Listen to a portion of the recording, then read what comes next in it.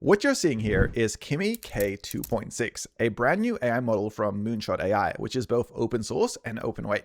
And it's funny because I've just done a video on Kimi K2.5, and I found that model to be really good when it came to things like web design and web development, and on par with things like Gemini Pro, as well as Claude Anthropic 4.6. Now, this is meant to be better. Let's actually have a look at how it performs when it comes to things like creating websites, creating code, as well as some of the new features it brings to the table. On Twitter, people are already happy at the fact that it's 3 to 5 times cheaper than alternatives like Opus 4.6. And since it's open source, you can jump onto Hugging Face and download the entire model to run yourself. I've seen people one-shot entire tower defense games with a single prompt, and Olama have already added it to their library of models to run locally. Here's their official blog post, which is definitely worth reading, so I'm going to link it in the description below, but also give you a quick high level so you know what's going on.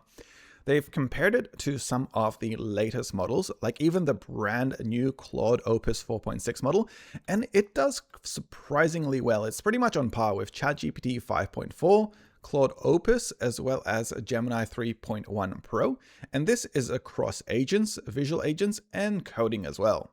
One of the new features that comes along with this is their strength in long horizon coding. This is essentially when you're doing long running tasks in things like Rust, Go, Python, on things like front-end DevOps and performance optimization. They gave examples of how Kimi K2.6 was able to download and deploy its own AI models that worked faster than something you would find in LM Studio, and also how it could overhaul a financial system that was already running at peak performance and pull out another 133% of performance from that system after running for about 13 hours and analyzing the code and making some changes. But what I'm personally interested about is the code-driven design features, which essentially allows Kimi K2.6 to utilize images and videos in a way to generate web designs that seem to work a lot better than other models I've seen. And from this, it's generated some really cool looking designs. I'm going to test out my own with single prompts, image references, and video references, and show you exactly what I mean by this. Finally, we have updates to things like agent swarms, which was already something that you could do in Kimi K2.5, where you deploy things like hundreds of agents to perform long-running tasks in parallel, which makes it really interesting when you're doing things like deep research and other kind of content. And Kimi K2.6 is apparently even better at this, as well as at other things like having proactive agents. It's kind of like OpenClaw if you've used that, but based on its own harness inside of Kimi. And finally, we have bring your own agents, which means that you can use Kimi in your own environment. It is open source, so while the model might be large, it'll probably be distilled in the future, but the current model is open source and open weight, and you can start using that. If you do want to see more about the benchmarks, definitely check out the website, and I'm sure all the other benchmark websites will soon have this model in their systems too. When jumping onto the website, you can actually see some of the websites that Kimi has already designed, and these are pretty cool, like this one here for an editorial desk with some really nice hover effects and images, or this one here for The Godfather, which essentially is about the movie, I guess. Even this one here for this forest-like scenery, or this one here for Taylor Swift. But let's actually create our own. On the Kimi website, if I head over here, I've got all the K2.6 models. What I'm going to do is actually head it over here to websites, and I want to see if I can revitalize my design course, Teach Me Design, Design for Developers, because I haven't updated it in quite a while, and I think it could do with a little bit of a refresh.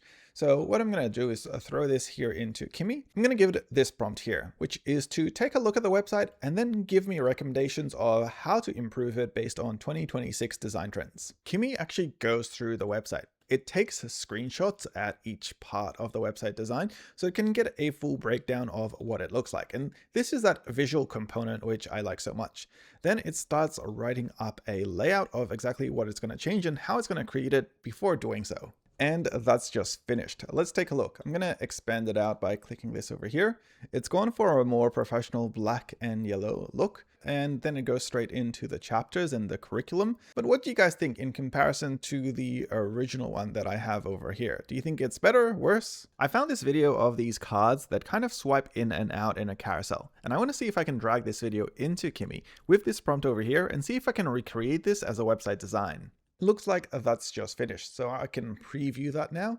I can full screen preview it as well. And when I do view it, I can actually click through into the cards and see their CSS properties and their colors as well as their hex code.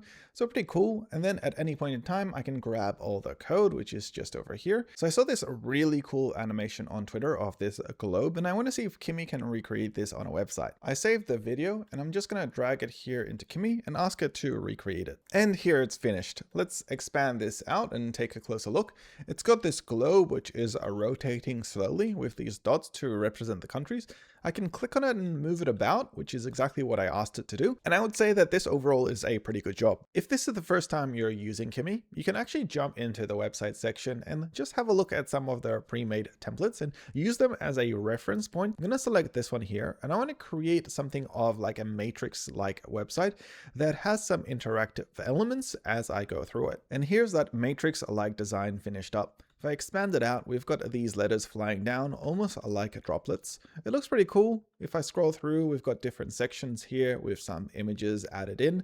And if we scroll through further, we've got videos as well as this nice grid-like structure. So all up, a pretty good template website if you're starting to build something of your own brand, and you can now fill this out with your own content. The next thing I want to do is try out the agent swarms because they've been progressively getting better and better, and I want to see how they go in this latest version.